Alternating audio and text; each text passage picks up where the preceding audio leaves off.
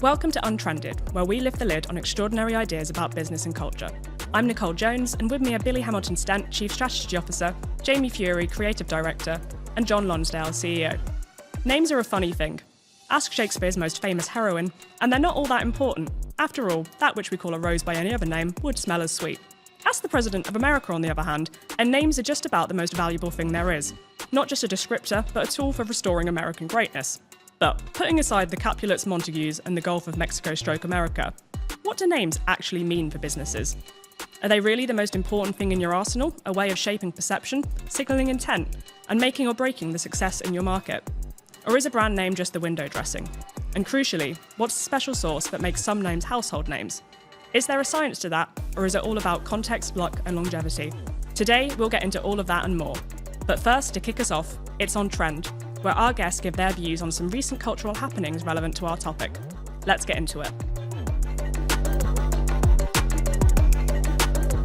Okay, so over the last year, we've seen a few misfires on the brand naming front. I think one of the really famous examples is Meghan Markle renaming her brand before it even launched. So originally it was American Riviera Orchard, and now it's become As Ever. I think we can use this example to be safe because Meghan Markle is very unlikely to ever be a client of ours. But do we have any thoughts on this? How do you feel when you see a brand sort of flipping and flopping on its name?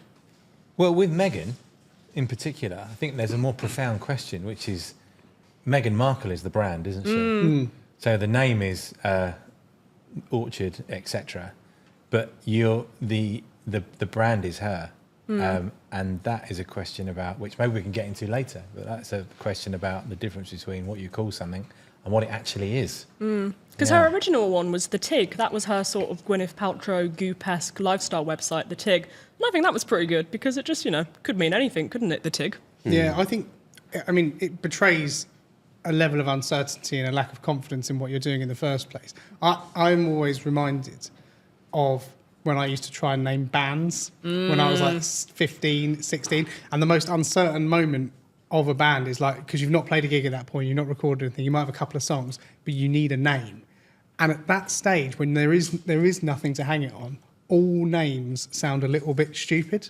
No matter what you call it, they all sound a little bit stupid. And you've got to do the whole thing, the trademarking thing of, does any other band have this name that we know of? Give us a couple, Jamie. Go on. So the worst band name I ever had was, it's bad for a start, and then we made it worse. Oh, so brilliant. The band was called Curious Tongue. We're a ska punk band. That's another dent. Yeah. And then we spelled tongue, T-U-N-G. Right. So that was the like band tongue name. Yeah, so wasn't a great one. How did you get on? We played a few gigs. Yeah, didn't do so well. Not so well then. Okay, so to take it away from bands and also personal brands, how do you feel when it's companies that are changing their name? Any examples where you think, yeah, that really made me feel unsettled about the company?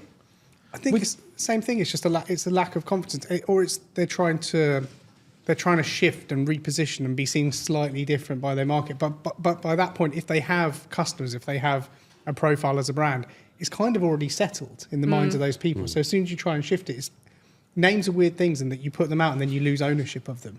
So trying to rename something is you're trying to regain ownership of it. So unless you're fundamentally doing something different or you're a different kind of business, you're trying to force something on the market that the market might not be ready to accept. So it's a kind of a weird dynamic. Billy, what's your take? Having renamed and rebranded a good few businesses, what I would say is that in our world, the amount of effort that goes into getting that name changed means that the chances that you're reversing out of it are low. And if you are reversing out of it, it'll be because the whole market has for somehow just guffawed at you. And that's a problem for the business. But so what you're saying is, for reasons of sheer exhaustion, you should probably just stick with the name that you've got if you can, unless you've got no other option. Yeah. Change the colour, give it move the logo, but changing names is tough. It's a tough gig. Yeah, we're actually chatting to a company at the moment about changing their name, and they're going back to a name they had before because they made a rebrand. It's not quite as dramatic as some of the ones we've seen in the press recently, but they're going back to their old brand that they had, and the new CEO decided he liked the old one better.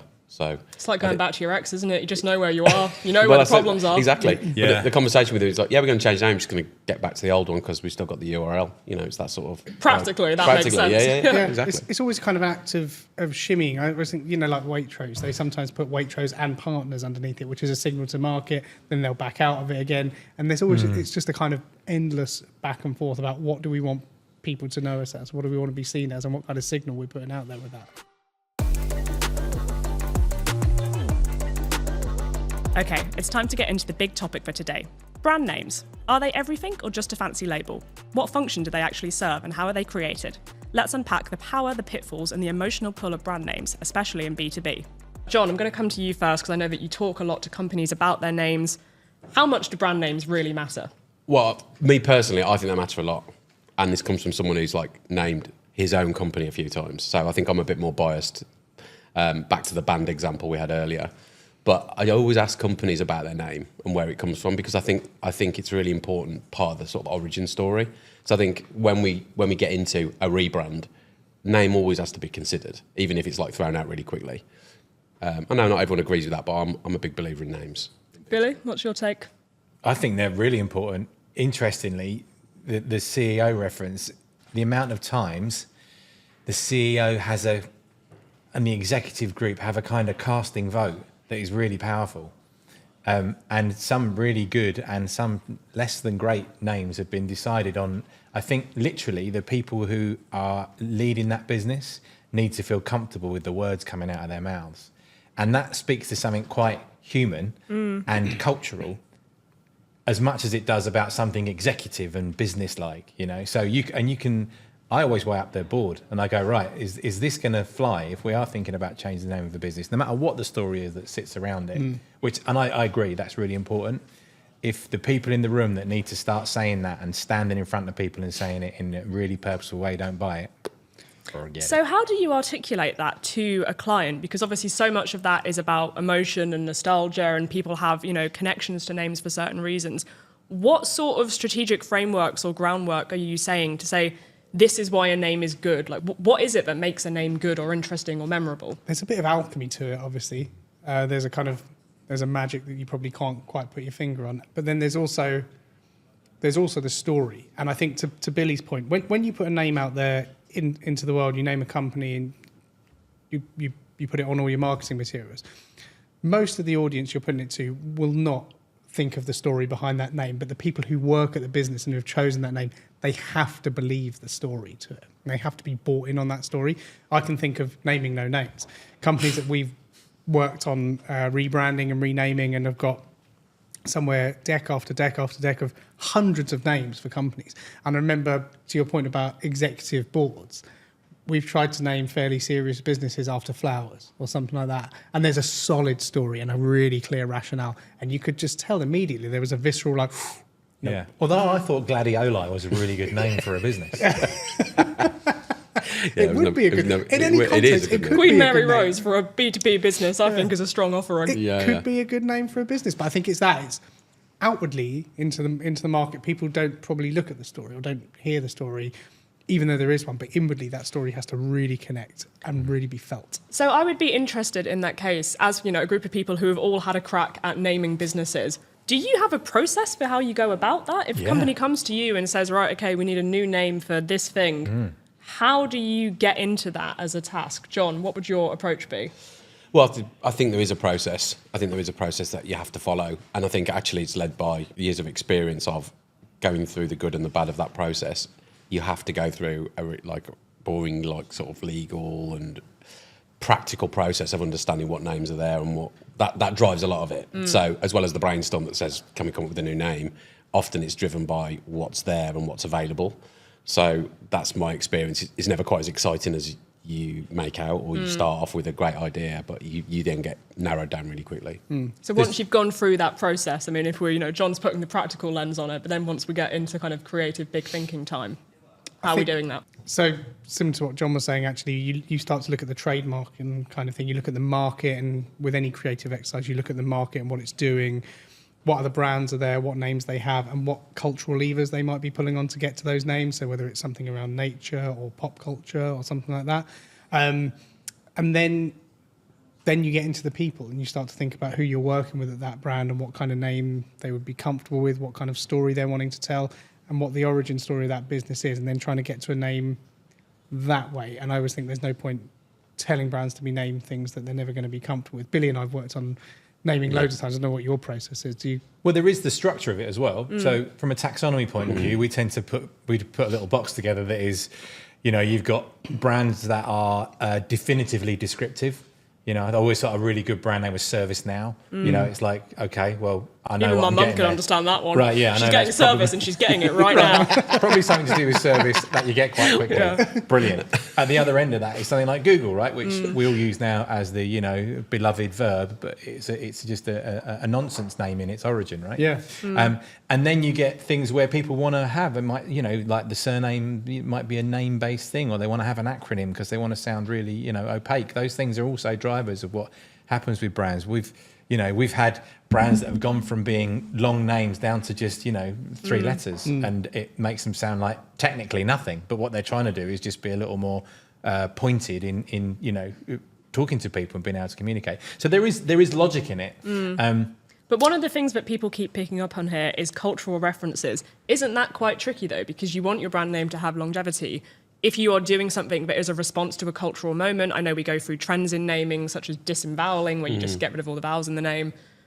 If you're doing it based on a cultural response, doesn't that automatically limit its shelf life? Yeah, well, that classic thing where everyone put ly on a regular word to create an app, with such a high cadence of businesses coming through. But that's a practical response, isn't it? If you have 10,000 companies that pop up in the space of 2 years, that's 10,000 names and 10,000 URLs, and you've got that's only a device, so many ways isn't you it? can combine the letters in the alphabet. But now that feels a bit. Dated is probably a bit harsh, but it feels like it's of a moment, doesn't it? But I think you instantly. I think also in reality, renaming a brand of scale is a big undertaking, right? For a load of reasons. Actually, I think a lot of the naming stuff comes in products, services, solutions, even campaigns. So I think naming is not just changing the name of a company, which is what we've started the conversation about, but it's actually how you come up with a name for anything. Yeah. And I think we do more product stuff or solution stuff where the name is still as important. Yeah. But it's not changing the name of the company. With that in mind, obviously one really tangible example we've got is that you are 2 people who started this business and named this business. So could you tell us a little bit about how you got to Octopus, which was the old name of our business, and then a bit about the journey towards what we are today, which is Publicis Pro? Yeah, sure. Well, we've actually renamed the company like three or four times in its existence. Billy's probably got a very different take on this, but when we were sitting in the pub deciding on what to call the company, it's a bit like the band's reference, right? And we literally, in those days, if you didn't know something, had to do something, you went to the library and got a book. I went to the library and got a book about naming companies. And I don't know how they wrote a whole book on it, but the summary was, the best way to name a company is putting an animal and a colour together. Right. So we had this as a construct and then spent about 4 hours thinking of cool animals and cool colours. So, and we went around the table about looking at what animals did we like, and mine was Octopus, so I won. Yeah. Well, you're the CEO, so that makes sense. Well, I wasn't then, but the point was power plays from the start. Oh yeah. Is that how you became the CEO? Yeah, exactly. You had to get the name, and then you got the gig. Well, the working one was Blue Octopus, right? Yeah. Which is crap, but like it was. I vividly remember like going down this Octopus thing and being instinctive, and we went around the table, and the other guy who helped to start the business, Sandy, he just went, "My animal is a snow leopard."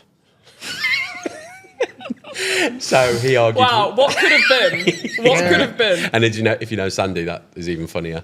But the idea that we would be called snow leopard for our life is always tickled. To be fair though, I always have a view on that naming that the reason why we're called Octopus is that there were 4 people around that table, and 4 guys actually. So this is the story I've heard. Yeah, it had 8 legs, 1 big brain, and no dick. That was my origin story about Octopus. Yeah.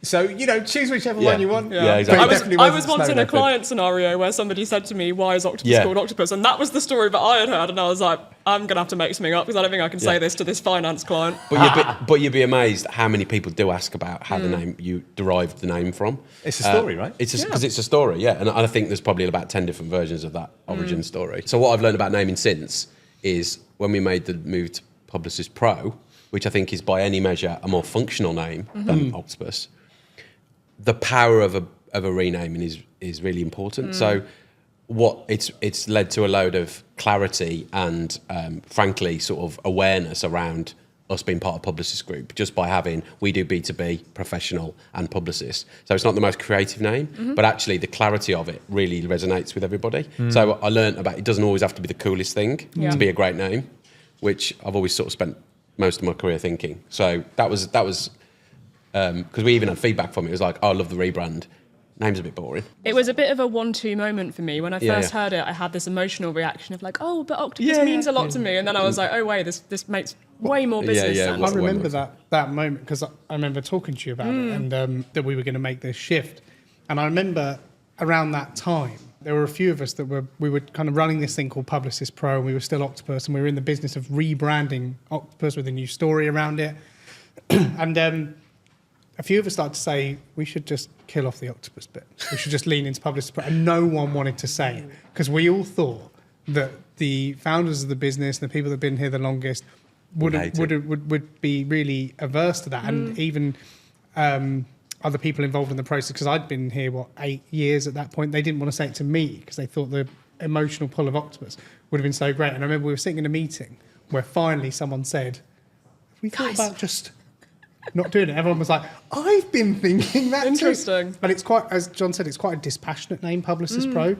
But I think that meant we had to do a lot more work on the story we were telling to the market and the extraordinary thing, the Find Your Extraordinary. So much work went into telling that story and how we were going to take that to market because the name is so descriptive. The name is a bit ServiceNow, really, isn't it? It's Publicis Pro, ServiceNow. You are making an explicit offer to market. Therefore, the thing that sits underneath that signals what you do and what you stand for, has to be that much stronger. So we did a lot of work on the tagline, actually. Billy, could you tell us a little bit about the Find Your Extraordinary tagline and the sort of journey that you went on there?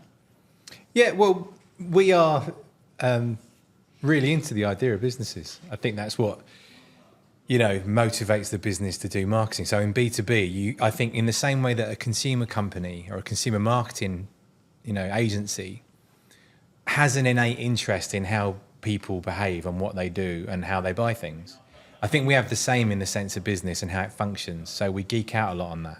And the idea of Find Your Extraordinary is that every business, be it that you're on an industrial estate in the middle of the United Kingdom, or you are a fanciful highbrow, company from the west coast of California or whatever, there is something extraordinary in that company, and there's something purposeful about it, rather than it being a kind of whitewash of just commercial interest.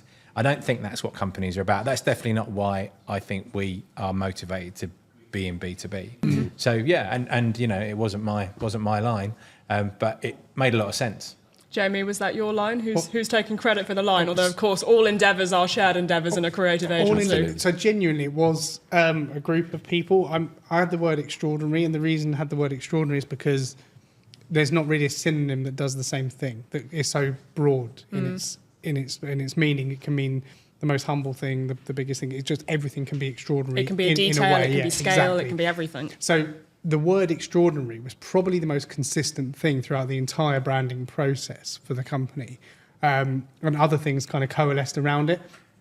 And, there was creatives here, there was Billy, there was John. We spoke to some branding experts as well, and everyone was like, the extraordinary thing works. You've just got to work out what the mission is around it. And so Find Your was kind of saying to the market, our expertise is helping you unlock that thing that's extraordinary about your business, and then we'll go and tell the world about it. So it worked as a kind of concept at that level, but it all came from this thing of, as Billy said, we wanted to make a real clear signal to the business world that we love the business world and we really are interested in it, and be a bit more passionate about business, which is something B2B in its functionality can sometimes lack. So I wanted to bring that in it.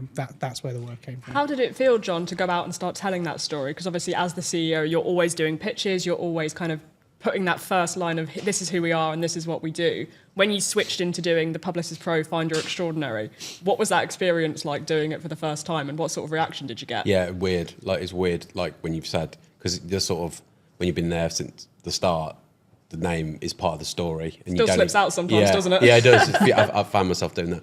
But so it felt weird to start with, just from a recall perspective and a natural point. But it actually, we got into it pretty quick because I sort of describe it as a sort of love letter to businesses because it's just a nicer way of saying we spent 20 odd years doing business marketing and we just wanted to sort of show you how much we love businesses. So I think that always feels like a really everyone's nodding around the table because they're in the same place with clients. So that's how I felt. So it felt good. It felt good, but it was weird, I must say. It was a weird thing. See, it was strange as well, going to a branding agency as a agency that rebrands companies to get advice. It was that sort of, I always remember if my dad ever got like a builder around to do some work because he was working as a builder somewhere else, there's always this kind of weird tension. Quite exposing, isn't it? Always have a look in the tool bag, see what was going on. But it was really valuable. Yeah, It was really valuable. It was really good. And it was nice that they liked something we'd come up with because I think we all went into that being a bit like, I hope they like us because these people really know what they're doing when it comes to naming companies. And they've named some huge companies and showed them how to go to market and create connections with an audience through a name. So having that exposure. Have any of you ever come up with a really good brand name or a product name that you just think was the dog's bollocks and the client didn't go for it and it still haunts you to this day? Yeah. Loads. Yeah, like all of them. All of my ideas are fantastic. I don't understand. I once, this is a little story that will encapsulate so many things. So I once, it is a Scottish business, a Scottish business in the utility sector. And I'd gone up to Scotland to meet up with the execs and all of that. And I was walking out, for lunch, because it's just sort of a dead bit of time in the day. And I was walking down, there's a beautiful sunlit day, and I was walking past this river. And the river was called Almond, right? So it was the River Almond, and it was the birthplace of this company. And so I was like, I had that kind of, moment of like, oh, Almond, that's a great name for this business. I'm going to weave that in. And what I realised is that the romance of that moment had impaired my judgment on trying to name a really serious utility organisation after a nut. Right? Even though it was like, look, man, it's the river that runs through you. Come on, look at the story. Yeah. But it's that moment where you picture it and you just see the CEO go, Yeah. But that was the same. that is not happening. Same picture when we told them they should be named after a flower. Yeah, right. Same yeah. room. And both, I think both of those were valid. And as I said, they had a solid story. And the story worked for both of them. But the chemistry with the people wasn't there. So it's like anything, you can be really attached to. Yeah, it wasn't the chemistry. I think it's just a wrong read on the company, despite the name, being great. And I think as well, there's a difference between a brand that's starting out and a challenger brand name in itself and a big brand. Yeah. I mean, because it's an entrepreneur-led thing. We just talked about our own business and our own agency. But I think founders have to be involved in the naming and the people have to almost want to come up with it themselves because that's why they're there. So you can't really tell an entrepreneur who's starting a business what to call his or her business. Yeah. You got to let them do it, and then you've got to help them build the story of that, I think. Yes. But getting an executive board to agree on something different as well is also crazy. It's like when someone tells you that they might be like their favourite baby name. Yeah. Yeah. And you try not to wince. You know in a second, don't you? Yeah. No, but I've always loved the name Oberon. It's and they go, Oberon, that could really work as a name. Yeah. Sure. And I think it's intuitive. And But then in business, it's like you get the baby name and then you have to take it to a board of people that sign off on baby names. Yeah. And that's who you're working But it is with. like it is naming the baby. Yeah, and it is like The Apprentice. I mean, I always think of that first episode of The Apprentice where they have to call them, pick a name. Synergy. Yeah, they have to call it. And that is what naming is like. I always remember a series of that where the name they come up with was so bad that even Alan Sugar, who was obviously complicit in all of this nonsense, was like, we're going to have to rethink this one. What you've suggested is so egregiously bad that we can't actually move forward with this. Yeah. So with all of that in mind, does anyone have any examples of B2B brand names that you really think have nailed it for any particular reason? I have some favourites, personal ones. And I was thinking about this before, I can't really explain why, but I love, back to my animals and colours, I love MailChimp. I love the name MailChimp. I love Workday because I think it encapsulates what they do. I just think it's a nice name. They were my two favourites. I also we have a tool that we use for our sales and business development called Pipedrive, which I just think is a great name. So Noun verb. I'm just into those names. But then again, I don't know if those names are they've just sort of like washed over me over time that I've just got used to them. That's the thing I think about names. That's what's so interesting, isn't it? How much of it is kind of nostalgia and Or just like- familiarity. You know, you might, as to Billy's point earlier, you might think that Google is a great name, Right. but why is it a great name? It's just because it's so ubiquitous and it's right. just in your daily Yeah, life. so they're my favourites. Exactly. I have the opposite reaction to MailChimp. Oh, dear. And I love MailChimp, the brand. I think everything the MailChimp brand does is brilliant. They're particularly around tone of voice. Their guidelines are like market standard. They're amazing. And I love the brand. I use MailChimp quite a lot. But the name MailChimp just seems to me a little bit, it feels to me a little bit, to hark back to my band reference, curious tongue. It's a bit like you've come up with something that's a bit funny and a bit quirky. And I just have a reaction against it. I don't know Do you think why. they've maybe outgrown it a little bit? I think it they've was really outgrown apt for when it was first startup, conceived. It maybe. feels childish. Same with the little graphic of the monkey that goes next to it, and they're quite protective over that. like And that. so I love the brand. I have a slightly different reaction to the name. One of the names in B2B that I come back to for and I could not tell you why. There's just, again, this is the alchemy thing. Pleo.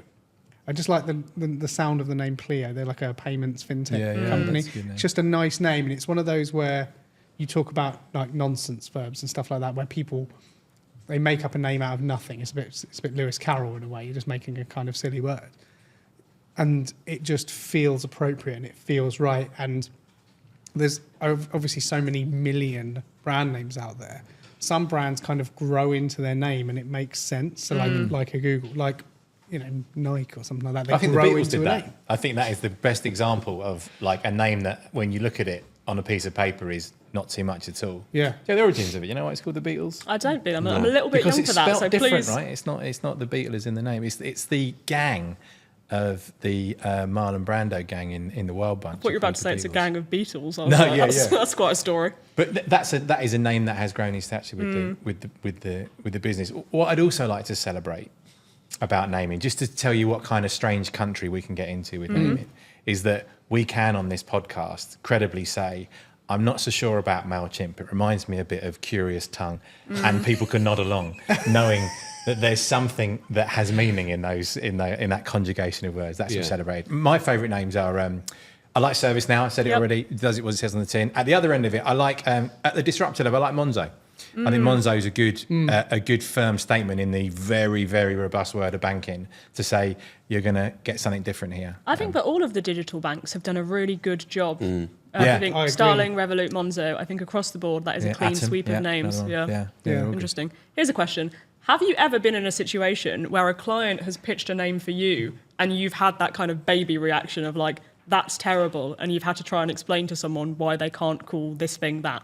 Yeah, again, all the time. I think clients are very, very guarded about putting things forward as names. They basically want you to, dance, and you take all the hits, and then when we get to something, then we'll You do 2,000 attempts, and then we'll let you know what we're thinking. Yeah. Yeah, oh God, yeah. There's some terrible names, and I think I always find, on the comms and influencer side of our business, it's really hard to represent a company when you're ringing and pitching stuff into journalists and influencers when it's a shit name. I just find like we had to pitch some really shit names into journalists, and the journalist literally goes, "What? That's a shit name!" And then they won't speak to you anymore. So I think that story of like what. That naming thing is a really genuinely a challenge when you're trying to sort of explain it to people. If people go, "Can you just spell that for me, please?" Sometimes you just get it wrong. I remember there was an example years ago of a company that wanted to make scented candles for men, and they called the company Mandel. And that's not a brilliant name, and it didn't get a great reaction. A portmanteau can be a useful tool, but just because you can doesn't mean you should. Yeah, it just seemed like candles for men, Mandel. Yeah. I sort of get it. You get it, but it's just like, what were you thinking? But it's a strange science, isn't it, naming? I always think that. Yeah, very So, subjective. I'm going to wrap us up now with one final question to everyone. If you were launching a brand tomorrow and you're the product, you're just selling yourself as a person, what would your brand name be and why? Billy, I'm going to go to you first. Mine would be Almond because I think that has still got legs. It's the best river. It's emotional. Yeah, and I don't care if the .com's gone. I'm going to go .io. I'm going to make it Blue Almond, but I am going to get that nut into business in some way before too long. Watch this space. John? I think because of my love of animal names, I would Leopard. be PowerPoint jockey PowerPoint jockey. or PowerPoint monkey. Yeah. Yeah. So there's something about the chimp and the monkey that I like. Okay. But because I only do PowerPoint now, that's what I would be. I'd have to have PowerPoint in it. So I reckon, I had this a while back, about 10, 15 years ago. Me and a mate wanted to launch a little business doing copywriting. And we had the name 4 Words. So it's your pro words, 4 words in books, that kind of thing. So I like that name. For some reason, it's always just stuck in the back of my mind. A little bit like Curious Tongue and some of my other terrible band names. So I'll go 4 Words. What about you, Nick? Mine would be Catch, because I think I'm a safe pair of hands. Nice. There we go. Thought into that. Yeah. I should really probably try and get the domain name on that before it's too late. Yeah. There's also some great, subliminal stuff going on there too, right? I mean, I'm signalling to the market what I'm Yeah. all about. Yeah, Ironically, yeah. I actually can't catch. Yeah. No right. hand-eye coordination, but I am a really sort of, in a copyright What does sense. Almond signal to the market? Nuts. Just nuts. Vitamin E? No. Yeah? Yeah, and maybe sugar. It's in California where they grow almonds as well. 80% of the world's almonds grown in California. I think of California sunshine when I think of almonds. Yeah, well, that's not not me, the is Scottish it? river. or some large pasty bloke who gets out like 5 times a year. I think of Bakewell tarts because they're across the top of a Bakewell. Jamie, you're always thinking of I'm Bakewell always tarts, thinking to of be Bakewell fair. tarts, croissants, baked goods. Is what I think of. Yeah, maybe that should be you, the happy pastry. That would be your... Almond's like a hipster cafe name. Yeah. But that's, again, like, look no further. You're in a shacket.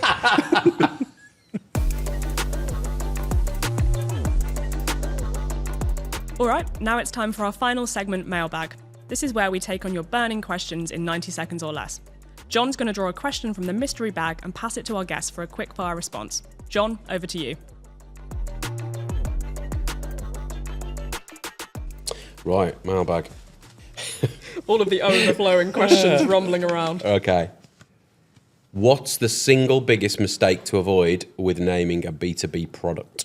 So I would say, given how global everything is now, there's no possibility of having something that is just a local product, that it's really about making sure that it works in a bigger context. So I think there was an example on Etsy a few months ago where somebody had a name of their brand that was a place in London, and then globally people responded to it very badly because they thought that it was actually an inappropriate thing to say. And it wasn't, it was just a place in a part of southwest London, I think. But it's making sure that even if it works in your context, it has to work in a bigger context, because everything is global now. There's no such thing as saying, oh, well, this made sense to me sitting in London. It has to make sense to a lot of people all over the world, which is a tall ask, but something that's important to think about. Don't call it like Ealing. Yeah. Or something like In that. common. Ham. Yeah. I was thinking about Southwest London. That's Yeah. as good as I could Yeah, that's come in up with. Ham. Yeah. Yeah. What's yours? So if it's a product at a technical level, I think because there's a little bit more license to name products, the inclination is to be a little bit more punchy. And actually, from my experience, the inverse is true. So I think punchier company names and more descriptive and sedate product names is the way to go. People like to call, there's especially in technology, there's this kind of, let's call it incisor or fang, or, something that's really kind of edgy. And it tends to have quite a short shelf life, as products, particularly in technology, do morph a lot. As where brands, I'd go punchy at the top, stick your neck out. When it comes to products, let the descriptive stuff do the work. Yeah, I'd say don't be too self-referential. Similar point, really, that if it feels like it makes sense to you, it might not make sense to the market. It might be too inward-looking. I remember years ago, Orange, the phone provider, they used to name all their products by, I think, sea animals. It was like the dolphin package and the whale, the shark. It was package. the pricing categories, Yeah, it was wasn't the pricing categories. Squirrel. And it made absolutely no sense to any of their consumers. And they did it in business as well. So you would ring up as a business customer, like, oh, you're on our dolphin package. Would you like to upgrade to owl? And it didn't make any sense. Now, that's an inward-facing decision that they've decided to name their products like that. And there's a story somewhere in there, I'm sure, but it was not clear enough to the market, and they didn't really consider the market and who they were selling to, particularly businesses. Because consumers, maybe you get away with it. But at a business level, it's very hard to convince a business to double their spend with you by upgrading from squirrel to buzzard or whatever it may be. Hawk. Orc. Orc. Yeah. Shark. Yeah. Mine would be at the moment like avoid putting the letters AI into every product, which I know we have to go through that like phase of all that happening, but I mean it's already like quite tedious that a lot of products are having AI in them either or at the end or whatever. So that would be mine.